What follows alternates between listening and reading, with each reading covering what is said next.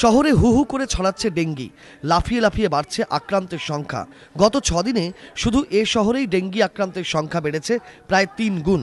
সরকারি পরিসংখ্যান অনুযায়ী NS1 টেস্টে 21শে অগাস্ট যেখানে রাজ্যে ডেঙ্গি আক্রান্তের সংখ্যা ছিল 278, 27শে অগাস্ট সেই সংখ্যাই বেড়ে হয়েছে 830। আবার গত 21শে অগাস্ট শুধু কলকাতাতেই যেখানে ডেঙ্গি আক্রান্তের সংখ্যা ছিল 172, 27শে অগাস্ট সেই সংখ্যা বেড়ে দাঁড়িয়েছে 542-এ। কেন এভাবে বাড়ছে সংক্রমণ, কি বলছেন চিকিৎসকরা? এই ডেঙ্গু ভাইরাস তো আমাদের 4টি সেরোভার আছে, 1, 2, 3, 4। তো এই একবার এক এক ধরনের এক একটা সেরোভার বেশি হয়। এবার যে সেরোভারটা হয়েছে সেই সেরোভারের বেসিক্যালি তারা খুব বেশি আক্রান্ত করছে লোকজনকে, যদিও সিভিয়ারিটি অফ দ্য সিমটমস খুব কম। সেটা হয়তো আমাদের দেখবেন এখনো অবধি এত সংখ্যক রোগী আক্রান্ত হয়েছেন কিন্তু মর্টালিটি মানে মানুষ মারা গেছেন ডেঙ্গিতে কিন্তু খুবই কম। তবে কিছু সাবধানতা মেনে চললে ডেঙ্গির সংক্রমণ ঠেকানো সম্ভব, জানাচ্ছেন চিকিৎসকরা।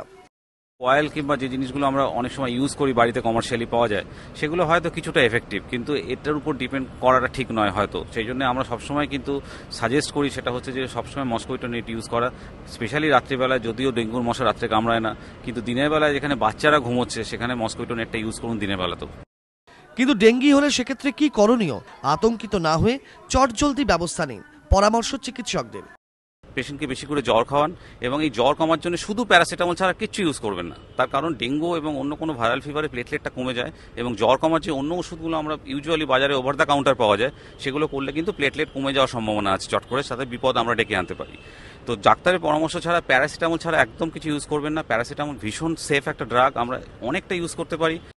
ডেঙ্গি থেকে সেরে ওঠার পর শরীরে দুর্বলতা থাকে বেশ কিছুদিন, সেজন্য শরীরের যত্ন নেওয়া প্রয়োজন, জানাচ্ছেন চিকিৎসকরা। তবে ডেঙ্গির প্রকোপ ঠেকাতে শুধু প্রশাসনের ভরসায় না বসে থেকে উদ্যোগ নিতে হবে নিজেদেরই, বাড়াতে হবে সচেতনতা, অভিমত চিকিৎসক মহলের। নিমাই পান্ডা, ABP আনন্দ, কলকাতা।